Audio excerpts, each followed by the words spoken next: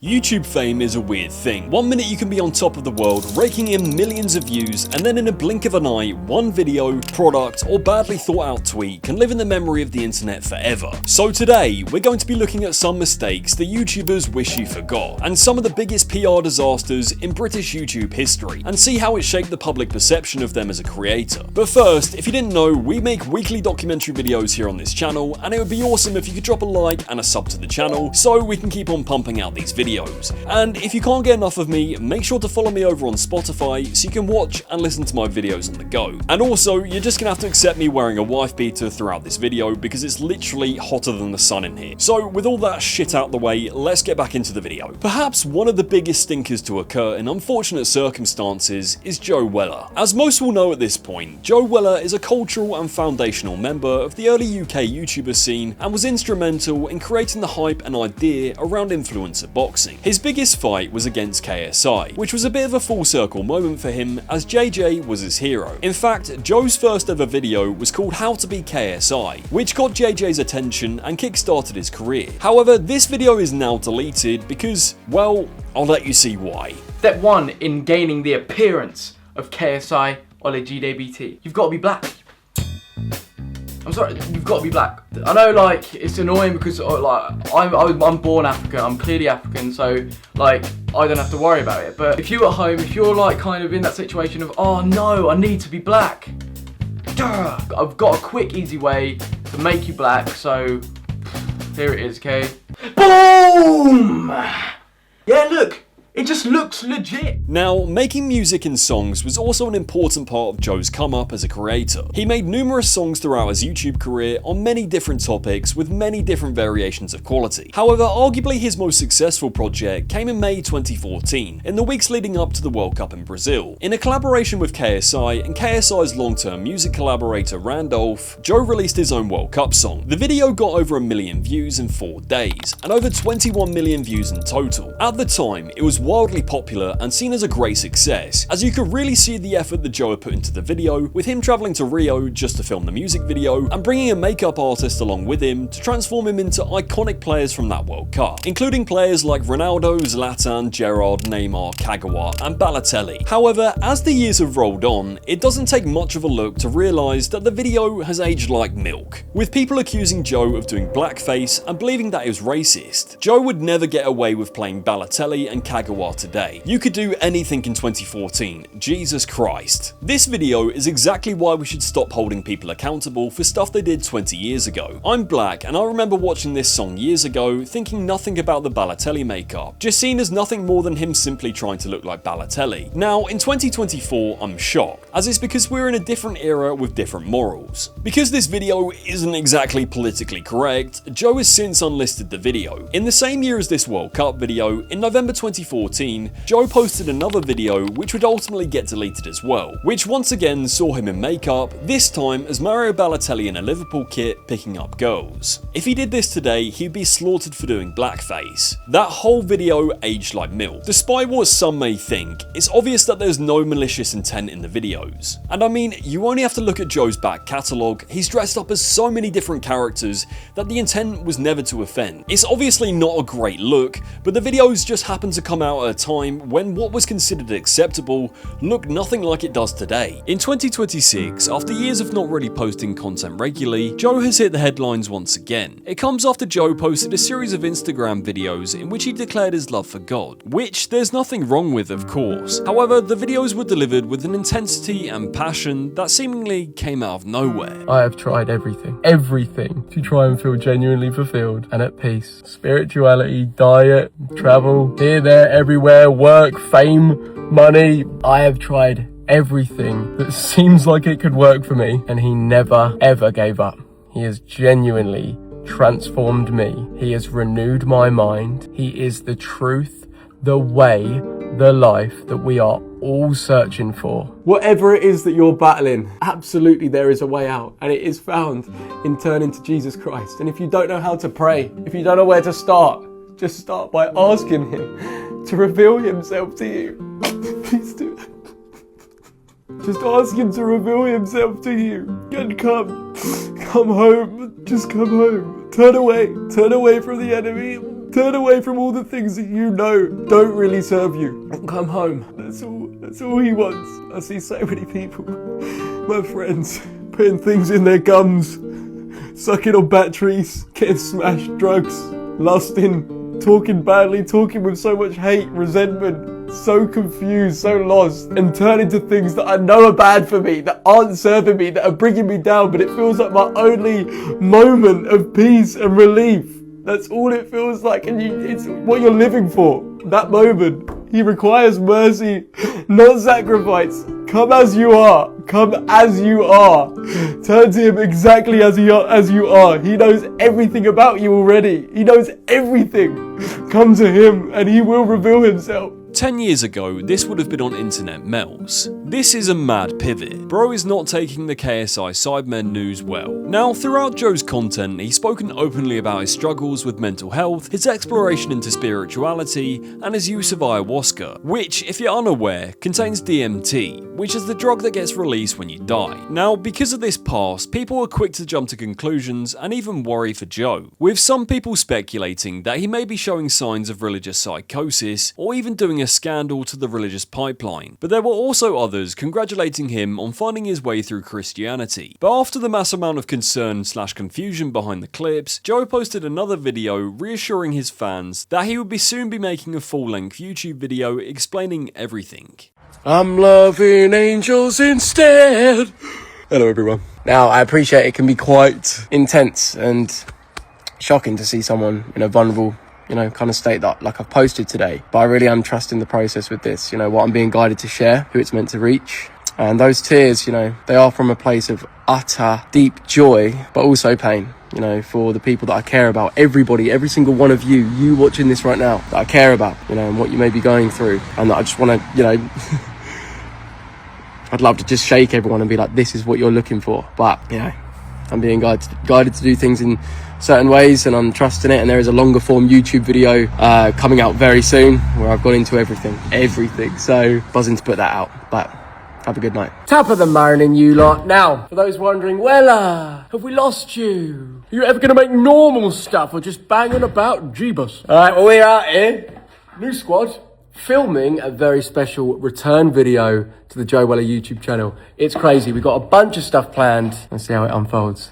Another OG YouTuber from the early days is Pointless Blog, aka Alfie Deyes. Alfie was part of the Brick Crew era of content creators, who were all extremely middle-class millennials who made a living documenting their life of overpriced coffees and adventures to haul consumerism slop. Like a lot of vloggers at the time, their content made their viewers feel like a fly on the wall of their life, which was essentially built on being relatable and authentic. However, when that early 2010s ad revenue takes you to the next level of success, a real wealth gap begins to form both mentally and literally between them and the viewer, exposing how out of touch they really are to the average person. The biggest example of this is when Alfie uploaded a video in June 2018 where he recreated the viral challenge of trying to live off £1 in a day. Now, this trend was mainly done by people who were doing it out of necessity or trying to experience what it'd be like having to think about making that livable. However, Alfie's lifestyle didn't quite meet the challenge. Straight off the bat, he had a session with a personal trainer and complained that he couldn't use ice or filtered water from his home gym. He then went on to explain the rules of the challenge from his second home. My total bill for my food and drink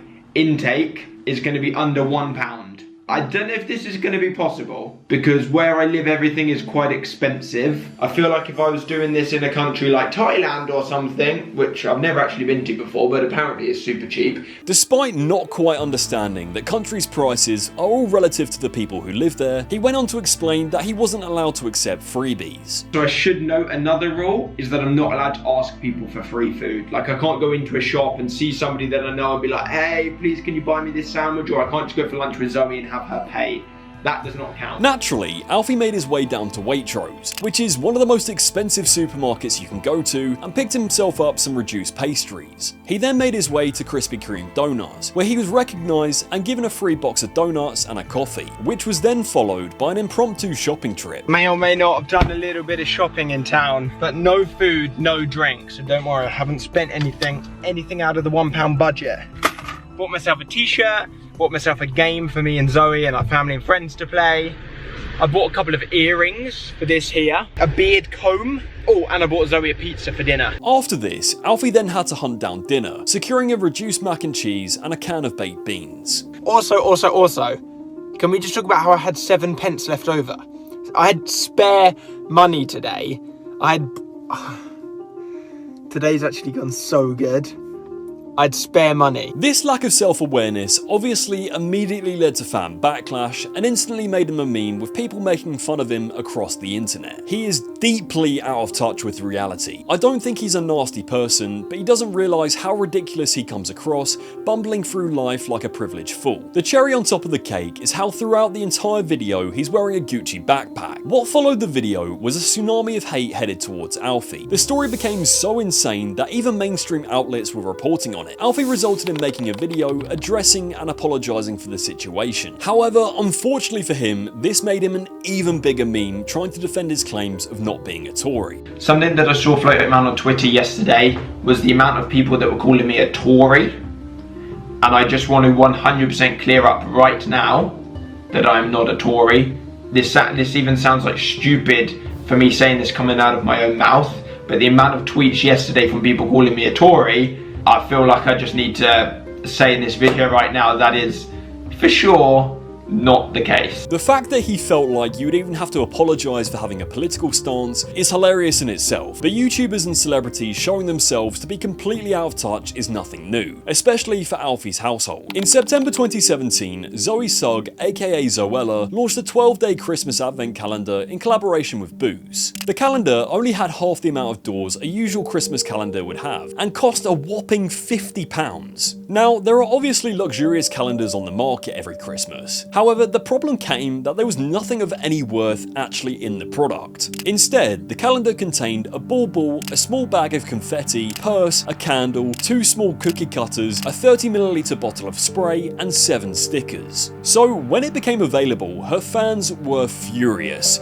and left her to become a meme. Around this same time, people jumped on the controversy and brought up homophobic and fat-shaming tweets from years before, leading to the Zoella is over party hashtag to trend. Following the widespread criticism, Booze cut the price in half, now offering it for £25. They then released a statement that read, "We are sorry to hear that the price of the Zoella calendar has disappointed a number of customers. We always listen to feedback." Despite Boots cutting their price in half, the damage was already done for coming across out of touch. Although it wasn't a dedicated apology, Zoe did say a few words at the end of one of her regular vlogs addressing the situation, which really didn't make it any better. There has been some upset, disappointed people in the Zoella Lifestyle Advent Calendar, more specifically the price of the calendar. And I didn't want to not address it because I want you guys to know I do care about how you feel about things, and the last thing I want to do is anger, upset, or disappoint anyone, because that is not my intention. The calendar is something I've worked on for a year. I love the product. I am all about the creativity. I'm all about getting it from a design to a product. Where my input ends is there. Once that product is done and I'm happy with it, the retailer can decide how much they sell that for. That's completely out of my decision making. You worked for it for a year. What you had is confetti. Just say that the retailer used your name because it's worth tons and you still profited from it. I don't think people are upset about the price. Given they brought it, it means that they have the money. People are upset about the stuff they got from spending £50. You, never mind. On the 11th of November 2017, YouTuber Jack May uploaded a video taking the piss out of Zoella's Christmas calendar and basically exposed how stupid the whole thing was. Jamie, door number 2's got confetti in it. It's a bag of fucking confetti, mate. She's taking the piss. This video grew over 6 million views and became the town square for the meme of Zoella's Christmas calendar. Now, as we've just seen, public relationships can be a minefield, especially when both people in the relationship are influencers. There's always mass speculation around gossip, and content gets dissected and analysed to find out the details of their relationship. One of the best examples of this is Danny Aaron's and Tennessee Thresher. You see, Danny has built his incredibly successful career through years of graft opening opening FIFA packs and streaming online, eventually becoming one of the biggest YouTubers in the FIFA space. It's a long-running meme within the UK scene that Danny was always kind of seen as a bit of a gamer nerd. Tennessee, on the other hand, was a model and a game fame for at one point being in a relationship with drill rapper Digger D. So many were surprised when Danny managed to pull Tennessee when they both appeared on the online reality dating series Locked In. Since appearing on the show in 2023, Danny embraced the meme, had a bit of a glow up, and is now engaged and has a kid with Tennessee, which to this day still has people wondering how on earth he managed to pull it off.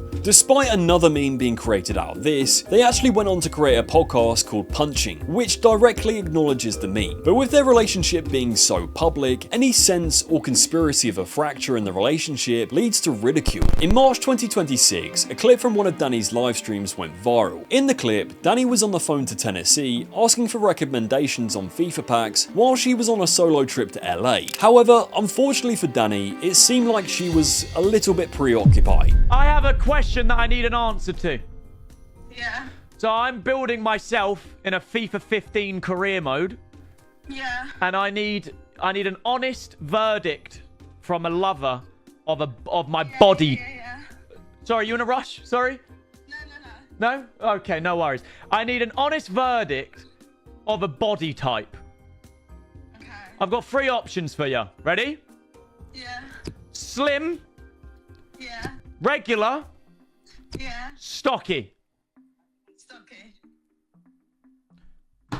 I'm gonna go with the first option, just regular. What followed this clip was an onslaught of people assuming that Tennessee was cheating on Danny mid-phone call, which, to their credit, does sound a little bit suspicious. But you also had another side of people who, like Danny, believed that people hearing sensual noises meant that you were a porn addict. How was he blaming people? I've never watched Korn, and that just sounded mad. Despite what you can or can't hear, it led to memeing across the UK creator sphere. In a rush. Yeah. Short, was it stocky or yeah? Bro, she was pacing around busy. Sweet. That's You've never been out of breath on a phone call before. I see Tennessee Fresh saying that she don't need to explain herself, but I feel like if you're getting yeah down the phone, I feel like you do need to explain yourself because it sounds really dodgy. And I was saying this to another creator. I said, girls get off to being on the phone to their boyfriend while they're getting mashed in it. Now, while you shouldn't believe a word that gets chewed out of Bevo's big mouth, hilariously, Tennessee did actually explain herself via a statement on her Instagram story. But this whole situation also resulted in people pulling old clips from their podcast that saw Tennessee calling Danny medium ugly and is still a 6 out of 10. Bold to think you was a 6 out of 10. Really? I was 4. I don't. 3? Nah. What was I at the start? At the start, when I first started dating you, I would have said you were at 6 out of 10. Now I look back at when we first started dating, and then I look at you now, you was not 6 out of 10. I was less. You were less. Right. But I think we've glowed up so much. So I'm still 6 out of 10? Yeah. What was I before? I thought you were a 6 out of 10 before. So what was I retrospectively? 4? Just different now. What was... Say a number. I guess you were a 6 out of 10 for the category that I'd put you No. for. Say a number. If you thought I was a 6 out of 10, but you realise I'm now a 6 out of 10, what was I 2 years ago? 3. Now, obviously this is just a couple having flirtatious banter, but it really didn't help the allegations. However, in April 2026, they appeared on their podcast together where they addressed the phone call. I thought it was a joke at first, and I was like... I think it was. Every day that I thought it was going to die down, it did actually get worse. Got more and more, man. I woke up one morning and I hysterically cried because Aww. obviously there was no truth behind the rumours, but the thought behind it, like the thought that people are listening to that, thinking it. Do you think that me and my fiance don't talk? Like, do you think when I wake up in the morning we just don't talk and he just calls me when he's on stream? People are claiming they hear something in the background of the call, which is just not there. Like, bless him. Like, it's like people are really choosing to hear what they want to hear because they truly believe that I was cheating on you. Still hasn't said what she was actually doing, by the way. To be fair, you can hear someone say bless him. Stage 3 acceptance. What made the meme and speculation around the allegations even worse was when Tennessee also apparently showed up late to the Sidemen charity match at Wembley. It's a lot. Like, I got like bombarded. Yeah, and I'm like, so going sorry. in. It's because you don't worry. It doesn't matter. Yeah, Doesn't it was matter. just a lot. So No, I'm like, I'm gonna fucking say it. The reason why it was a lot and why there was kicked off is because you just drove to Wembley when there's a friends and family coach that leaves and takes you directly into the stadium. But you say, "Oh fuck that, that's long." yeah, but because who do you think I am? What do you That mean? I want to get ready at 9 a.m. in the morning, go and wait around. Like, no offense, but like I can't. Like, I can get myself to Wembley and like. But get you in clearly there. couldn't because you were late. No, because the thing last year was after. It was when we were leaving. No, but you also was late as well. You. Yeah, but I was there for the game when it kicked off. No, you wasn't. Yeah, I was. You were there after kickoff. No, Yes, you was. Oh my god, no, Yes, I you was. wasn't. While the meme has subsided a little, having a super public relationship like they do is always going to be difficult to navigate and keep any sort of drama away. Now, I couldn't make a video about PR disasters without mentioning True Geordie's Islam joke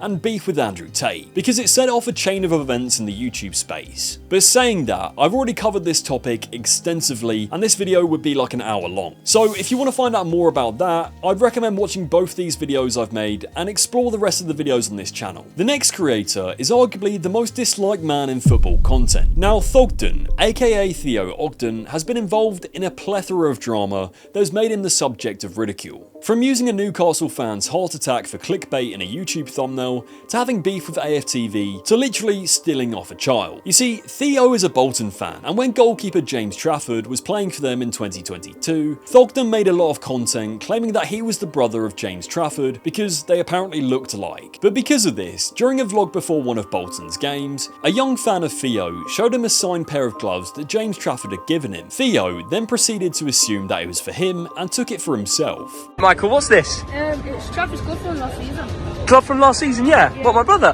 Yeah, It's signed as well. Yep. Mate, you want to give this to me? Right, I'm gonna send you. I'm gonna sort you out, okay? Legend, take care. Are we winning today? Hopefully 3-1. Lucky glove before we get in the ground.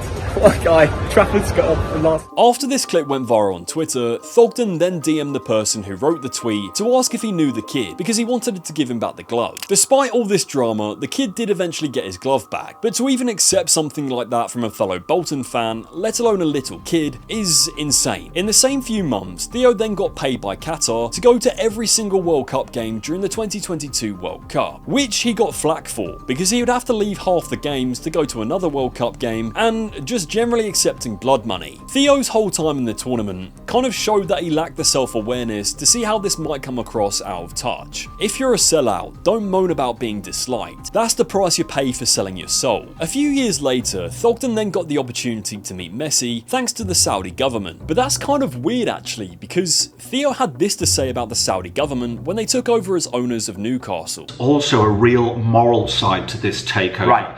Because Saudi Arabia, according to Amnesty International, has got one of the worst human rights records in the world. Last year, 184 people were executed. Women were not allowed to drive until about a year and a half ago. If you were openly gay, you could be stoned to death. The treatment of minorities there is terrible. Have a little search into Yemen, find out what's going on there, and then come back and then realise that's buying your club. And really assess, do you think that's the right decision? A Saudi journalist working for the Washington Post. He went to the Saudi embassy in Istanbul to get some documents. He never came out. He was jumped by a death squad of 15. The CIA have concluded that the future owner of Newcastle United ordered that death. Just imagine Boulevard World in Riyadh, full of black and white, and it's actually easy to get there. If you were openly gay, you could be stoned to death. Plus, Visit Saudi.com are doing a package deal. Treatment of minorities there is terrible. Let me get this straight. Toon win a trophy, and suddenly we're going all Sean Longstaff and going travelling. Sun, celebrations, and probably Joe Linton on a camel. Despite his opinions on Saudi evaporating when the brand deals come through, he was later interviewed about his experience of meeting Messi, where many people felt like his description of events were a bit braggadocious and even went as far to claim that Messi would remember him. And his bodyguard come out the lift like a reveal yourself moment, you know? And he just walks out and he's smiling because he can see everyone's face light up, and it's just us, there's nobody else. First thing I said to him was, Leo, it's an honor to meet you. Is it alright if I get a picture? You said that, yeah. But first I want to show you a video. I've actually been to some of your biggest matches in your recent career. The agent was looking over like, you can't do that. But he was smiling, so that's it. Messi smiles, it's all good. That was the best day of my life. The best day of your life? Oh, singular? Seeing Messi, yeah. Wow. Absolutely. Yeah, it was And he'll go away remembering me. So if I ever see him again, maybe I do. Do you think he will? Do you think Lionel Messi will go away remembering? He never does Thogden? meetups like that. He never does. Do you think if you saw Leo Messi again, he'd remember who you were? Yeah. There'd be a smile on his face. It's almost as bad as Jeremy Lynch saying that he was the best footballer at Arsenal. However, in the same interview, if he couldn't come across as any more of a David Brent, he went on to claim that he loves the hate. I see a lot of the hate, and I laugh at it, and I love it. Do you? Yeah, I actually really enjoy it. Does it not affect you at all? No, not at all. Really? I know it sounds crazy, but... So I know what these people are like, and now I see the tweets, and I'm just laughing at them. Main character syndrome is the perfect adjective for Thogden. Everywhere he goes, he always has to think that everyone wants to see him. So what have we actually learned from looking back at some of the biggest stinkers in British YouTube history? Well, as time goes on, the public perception of what is acceptable is constantly shifting. One year, you're untouchable, and the next, you're apologising to the world. The internet never forgets, it rarely forgives, and is always waiting for the next creator to trip over their own ego. Well, if you've made it this far, I really do appreciate you watching. If you're new here, make sure to drop a like and a sub to the channel, follow me on Instagram at Phat Network, and comment below what you want to see next. As always, I'll see you in the next one.